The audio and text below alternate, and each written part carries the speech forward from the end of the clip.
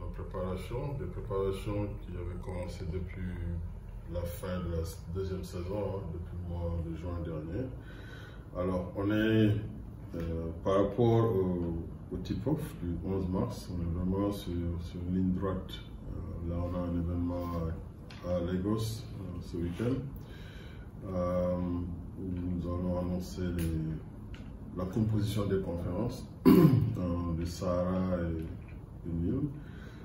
Et puis après, on continue à mobiliser parce que l'un de nos objectifs cette année, c'est vraiment d'attirer plus de monde dans les salles où on va se produire ici à Dakar, au Caire et à Kigali. Et on espère qu'avec moins de restrictions par rapport au Covid, on va pouvoir avoir beaucoup plus de fans dans les salles pour leur donner l'opportunité de voir ce produit en personne et en live. Pour la première question, donc, est-ce que vous en êtes au niveau des préparatifs pour parler un peu de cette troisième édition? Est-ce que toutes les conditions sont réunies pour que cette troisième édition connaisse cette même réussite que lors de la première? Ouais. En tout cas, nous, on ne ménage jamais aucun effort. En tout cas, tout ce qui est sous notre contrôle, nous avons, comme je le disais tantôt, commencé à dérouler, à travailler depuis le mois de juin dernier.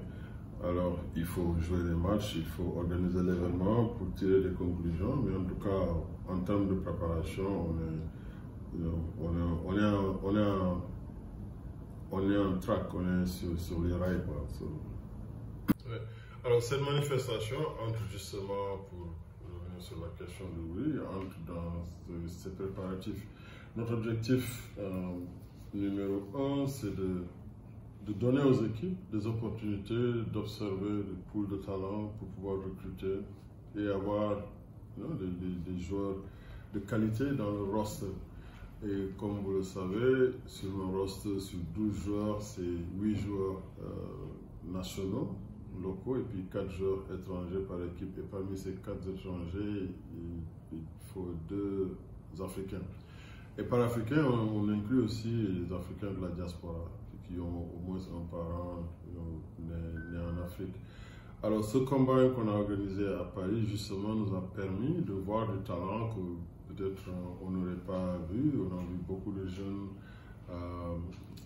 Africains de la diaspora qui sont venus de l'Allemagne, de la Belgique, mais surtout de la France, qui ont pu participer au camp et qui sont très bien débrouillés. Moi, j'étais vraiment, c'est l'une des motifs de satisfaction, des jeunes talents qui n'étaient pas, peut-être, ne pensaient pas être dans les meilleures conditions, en tout cas là en Europe, en termes de choix des ligues, des équipes, et peut-être parfois qui sont, parce qu'il y a tellement de talent partout que bon, ils ne trouvaient pas d'équipe, pour une raison ou une autre. Nous, en tout cas, c'était notre bonheur de les voir au Combine à Paris. Sur une trentaine de joueurs qu'on a rassemblés, la plupart sont venus de l'Amérique. Je dirais peut-être sur les 30, 20 sont venus de l'Amérique, tous avec de l'expérience dans l'écosystème de la NBA, principalement dans la G-League, et ils ont pratiquement tous joué dans la NCAA. Alors, ils étaient là, et vraiment dans une ambiance très très conviviale et de compétition, hein, et dans un cadre au One Ball qui se trouve à Noisy-le-Grand. Une infrastructure, c'est vraiment un bijou qui s'apprête à justement ce genre d'événement. 3 terrains de basket, avec l'espace pour la préparation physique, parce que ce n'était pas seulement que des tests de basket que ces joueurs, ces 30 joueurs auxquels ils étaient soumis, mais il y avait aussi toutes sortes de tests anthropométriques, tester vitesse, qualité athlétique, etc. Par le même staff qui fait le même combine, qui fait ces mêmes tests pendant le pre-draft camp à Chicago, que la NBA conduit chaque année. Alors, le combine, on l'avait organisé la première fois en 2019, Et on a envisagé de l'organiser l'année dernière au mois de janvier à Washington DC, mais le Covid ne nous a pas permis. Alors on est heureux d'avoir pu l'organiser cette année et surtout heureux d'avoir eu toutes les équipes envoyer des représentants pour voir, pour repérer, détecter et éventuellement signer les joueurs. Des joueurs de la diaspora. Et puis Paris, c'est, comme on le sait, il y a une forte communauté effectivement africaine et puis aussi c'est central pour pouvoir attirer ce genre de talents qui viennent de l'Angleterre, de l'Allemagne, de l'Espagne, etc., de la Belgique.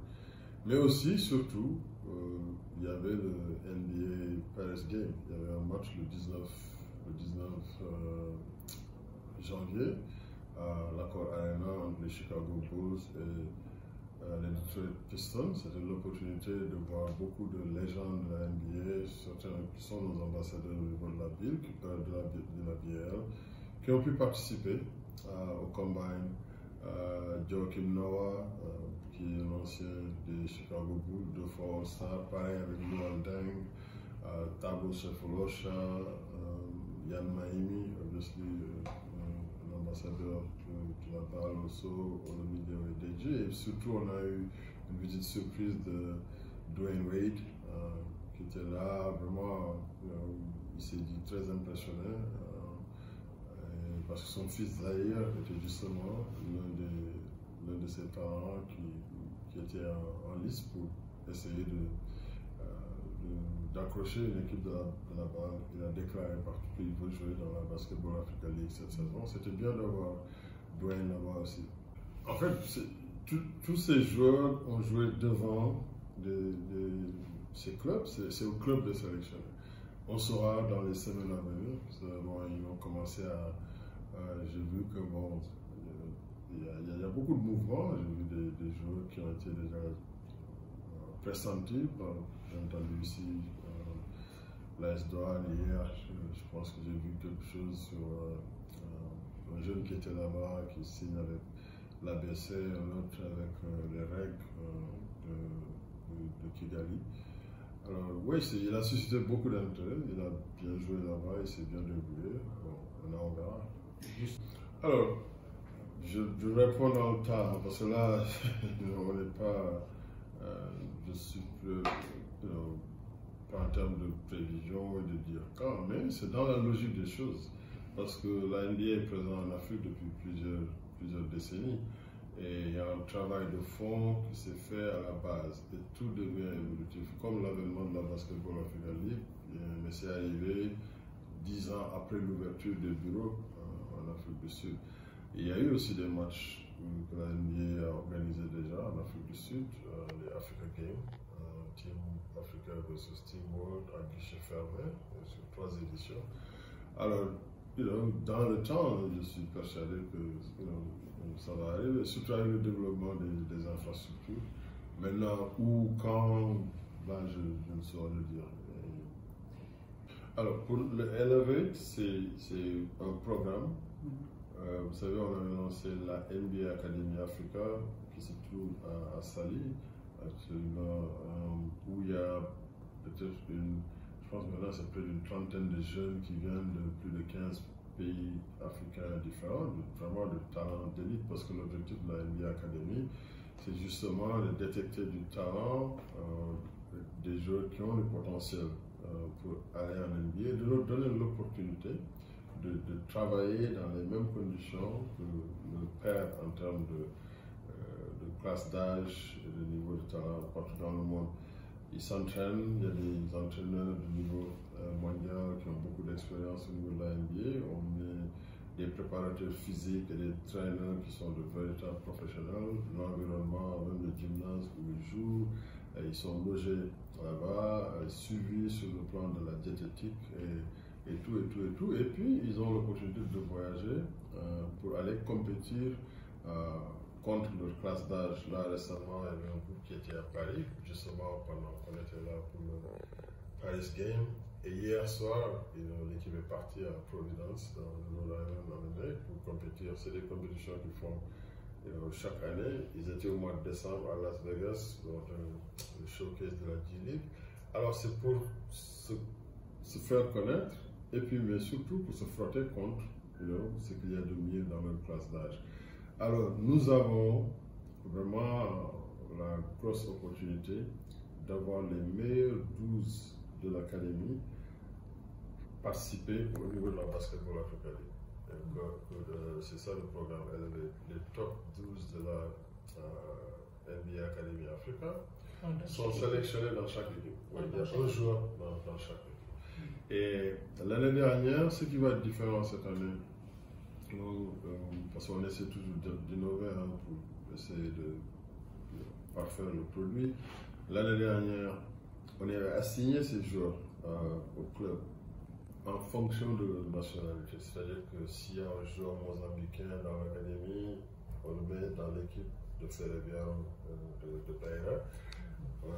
Sénégalais, c'est comme ça, vous avez vu l'année dernière Babacar Sané qui a joué au Duc, et Babacar Sané qui a maintenant signé un contrat pro avec l'équipe de Ignite de la G-League. Mais cette année, on va innover. Je pense ça va être un draft, parce que c'est le feedback des équipes aussi. Chacun va avoir l'opportunité de prendre le meilleur. Ça va être ouvert, c'est des jeunes Africains. Ce n'est pas les équipes nationales, n'est-ce pas? Et ça va être intéressant. Il y aura un ordre de draft, et puis les équipes qui choisiront les joueurs qui pensent vont mieux les aider. En tout cas, on a tout fait pour leur fournir le maximum d'informations sur ces jeunes. Et puis aussi, ils ont l'opportunité de les voir jouer, soit sur film, ou bien dans certains cas, ils les ont vus en personne, parce que les jeunes ont participé à Johannesburg, par exemple, lors de la dernière phase du tournoi qualificatif de BAL. Alors, ils sont de mieux en mieux connus. Non, la balle, c'est un programme. Ils vont entrer dans les équipes, ils vont jouer au mois de mars. Mais je parle du processus. Non, c'est bientôt. C'est juste, je pense, juste après l'annonce des conférences. Après l'annonce des équipes. Et nous, vraiment, on dit souvent que c'est plus que du basket. Le basketball va rester au cœur de ces événements. On amène 6 équipes sur une dizaine de jours. Elles vont jouer un total de 15 matchs. Mais il y a énormément d'activités qu'on va organiser tout autour. Il y aura de l'animation, de l'entertainment dans l'aréna, parce qu'on veut que quand les supporters sont là, qu'il y ait une ambiance de kermesse, ça va être la fête. Et puis que même des familles pourront y aller en famille, parce que ça va être un endroit sécurisé où même les petits-enfants auront aussi des activités en annexe autour de l'aréna. On a une fan zone qu'on avait commencé l'année dernière, qui était une réussite. Mais comme je le disais, il y avait encore des protocoles liés au Covid. Et là, je pense qu'avec plus de flexibilité, il y a plein de choses qu'on va faire autour du merchandising, autour de la musique, du divertissement. Il y aura de gros actes qui vont se produire aussi à l'aréna. Et il y aura beaucoup de très bonnes choses qui vont se passer dans la ville, à Dakar, parce qu'il y a du monde qui va venir. L'idée aussi, c'est d'exposer le Sénégal. Et nous avions noué un partenariat l'année dernière avec la SPT, l'Agence sénégalaise de promotion touristique, justement pour contribuer dans l'effort de vendre la destination Sénégal. Les discussions se poursuivent et on espère même rebondir plus fort sur les partenariats. En tout cas, on sait qu'il y a eu un impact réel dans l'économie, dans le tourisme, parce que au bas mot, imaginez-vous, même si 1000 personnes venaient voyager au pays au cours de cet événement, c'est des chambres d'hôtel, c'est du transport, c'est des visites aux différents sites du pays, l'île de Gorée, absolument, le monument. Et les gens découvrent, là, les billets in les événements qu'on organise, là, vous avez dû voir. Le premier, on l'a organisé à Berlin, un match de l'Eurobasket. Mais c'est justement pour parler de la BAL un peu partout dans le monde, mais surtout cibler directement la diaspora africaine qui a envie de venir visiter l'Afrique. Il y a des gens qui sont originaires d'ici, leurs parents sont africains, ils vivent en Allemagne ou en Belgique, en Suède ou n'importe où. Je pense qu'on a un produit qui leur offre vraiment une raison de venir peut-être pour la première fois et de découvrir autre chose, se ressourcer. Et c'est pourquoi ces bières qu'on organise, qui sont très très prisées. On l'a fait à Berlin, plus récemment à Paris. Là, on va à Lagos, on l'organisera aussi. Et chaque fois, les gens nous disent, nous déclarent leurs intentions de vouloir venir assister à ces événements, mais aussi en profiter pour faire autre chose que juste voir des matchs de basket. Bien que les matchs de basket, pour nous, ça reste quand même au cœur, mais on est en train de créer avec la Basketball Africa League une marque de divertissement. Il y a un link entre le sport et le divertissement, et notre ligue vraiment va être la plateforme idéale qui allie tout ce qui est sport et entertainment, la musique, la mode, etc. Ah d'accord. Ça a commencé, là on est là. Et puis on n'arrête pas. Hein. C'est vrai que oui, il y aura c'est très bientôt. D'ailleurs, je disais, je dois rencontrer notre équipe de marketing et de communication justement pour peaufiner les derniers éléments du plan. Là on devait commencer, bon, je suis un peu trop tard, c'est pourquoi je le disais tout à l'heure, qu'on va délai, mais ça va très bien, ça va bientôt commencer. Et ça va, ouais, évidemment, les sites où on amène les matchs physiques au Sénégal, en Égypte et au Rwanda, mais aussi on en fait partout dans le monde. On a la chance de pouvoir compter sur l'expertise et tout le réseau de la NBA et aussi de la FIBA. Je pense qu'en termes de présence, on va être là, on va être sur la place. Récemment, vous avez inauguré le terrain de basket à Yaoundé. Pouvez-vous revenir un peu sur les circonstances de cet événement? Oui, d'abord, c'est un événement qui nous permet de continuer à être vrai dans ce que nous déclarons comme objectif, comme mission, c'est-à-dire de pouvoir aux jeunes des opportunités de s'exprimer. Je pense que ça a toujours été notre motto, c'est de rendre le basketball accessible. Et je pense que les premiers éléments, c'est d'avoir des aires, des lieux qui sont sécurisés, où les jeunes peuvent s'initier pour apprendre à jouer au basket. Et on était à Yaoundé avec notre ambassadeur Joachim Noah. Et pour l'histoire, j'étais déjà allé à Yaoundé avec Joachim en 2013. Là, il était chez les Chicago Bulls. Je pense que c'était sa deuxième année comme All-Star, ou sa première année quand il était devenu All-Star. On est allé construire un terrain dans le village Noah. C'est un club de tennis où il y avait à l'époque son père Yannick, qu'on connaît, qu'on ne présente plus, mais aussi son grand-père Zakaria qui était en vie, qui était un footballeur professionnel en France, le père de Yannick Noah. Ils étaient tous là. Alors Joachim était venu offrir ce terrain aux jeunes. Et là, 10 ans plus tard, on est reparti pour vraiment refaire le terrain. On a mis une surface de nucléaire. Et c'est ce qui répond justement à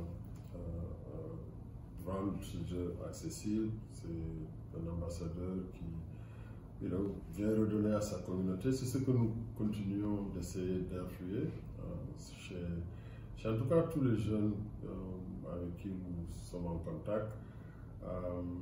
Oui, ils ont réussi, mais ils n'oublient pas d'où ils sont venus. Et ça, c'est le terrain est brandé DAL.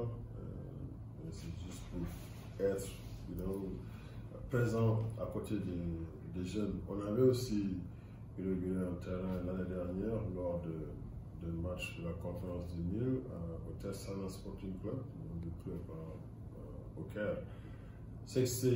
On va en refaire. Et ici au Sénégal, on a des plans dans ce sens-là aussi. Ouais. Ce que je ne peux pas vous dire, c'est juste exactement quand. Mais je peux vous assurer que ça va venir. Et comme je dis, c'est dans l'évolution de notre travail. Déjà, quand on a ouvert le bureau en Afrique du Sud, toutes les initiatives que nous menons, c'est à travers les deux genres. Hein. Et puis aussi, le basket féminin est très populaire dans beaucoup de pays. Il y a énormément de talents.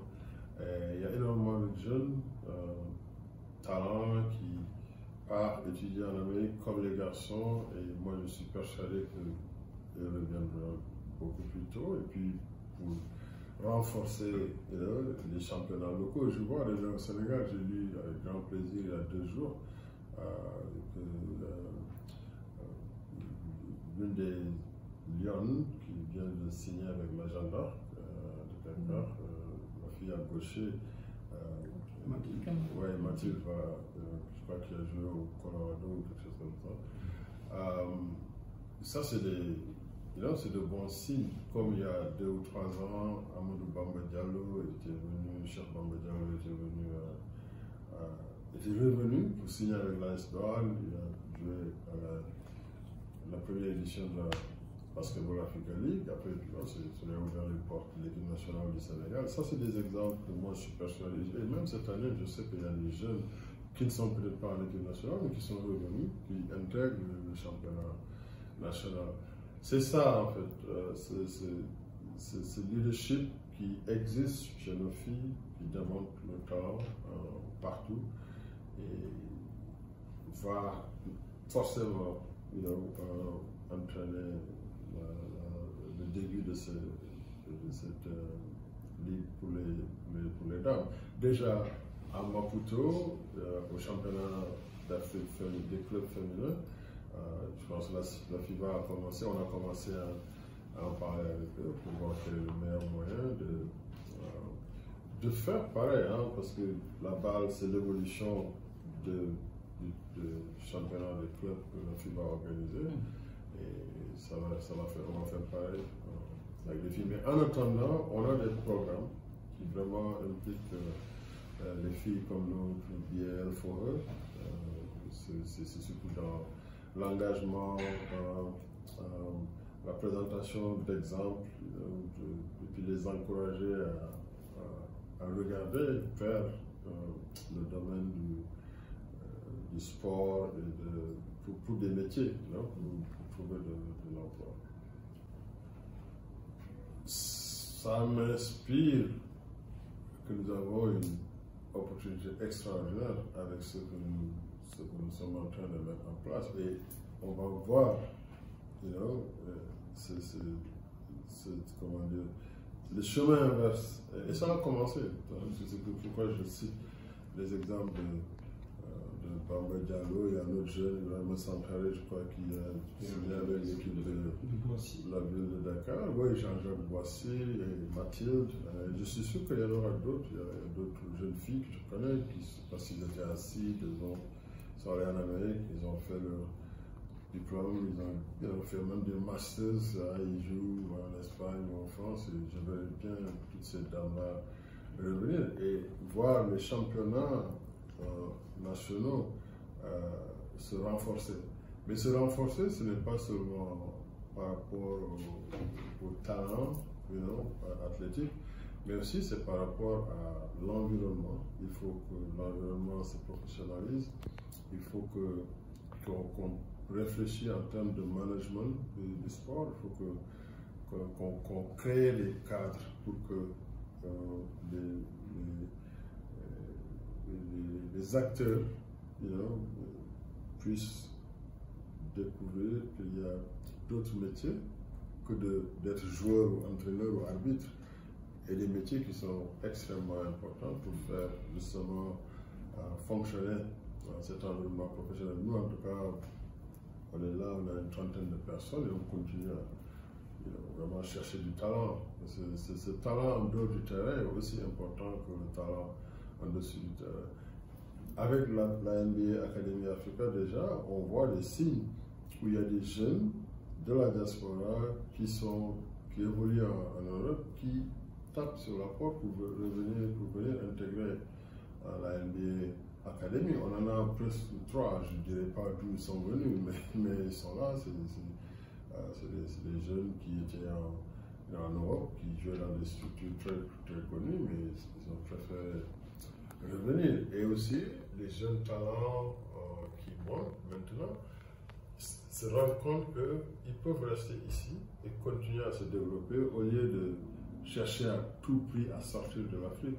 Là, j'en ai vu en plein parce qu'ils sont là, ils sont formés dans les mêmes conditions qu'ils auraient servi ou en France ou ailleurs. Et en plus, ils sont dans le giron de la NBA qui en termes de contact. Et s'ils veulent aller à la NBA, ils sont dans une structure animée par la NBA qui les amène partout en Afrique. Ils vont jouer en Afrique et dans le monde. Ils vont jouer en Australie, ils vont jouer à Paris contre l'INSEPS, ils sont en Amérique, ils jouent partout. Il y a de gros tournois auxquels ils participent. Pour nous, c'était important de créer cet environnement ici pour que les jeunes qui ont du talent ne pensent pas qu'il faut absolument qu'ils partent de l'Afrique pour pouvoir réaliser son potentiel. Dans un futur très proche, des jeunes vont être draftés directement à partir d'ici, parce que le travail se fait. Alors, et moi aussi, je souhaiterais, en tout cas, on fait tout pour essayer de passer l'information à ces jeunes comme Sankharé ou Khadim Diallo qui sont revenus, pareil pour les filles, qu'il y a une opportunité. Parce que le travail que nous faisons au niveau continental, il faut que ça se déteigne dans les championnats nationaux. C'est pourquoi nous organisons des sessions pour essayer d'aider les clubs à devenir professionnels, à se structurer, d'avoir un general manager, des gens qui s'occupent de PR, des gens qui s'occupent de sponsorship, parce qu'il faut aussi qu'ils trouvent les moyens d'aller chercher des ressources. Et vous allez voir que les championnats, surtout ici au Sénégal, je m'attends à un championnat très relevé, où tu auras 4 équipes qui auront vraiment des raisons légitimes de prétendre à remporter le titre. Et plus ces championnats locaux sont forts, plus la Basketball Africa League sera forte.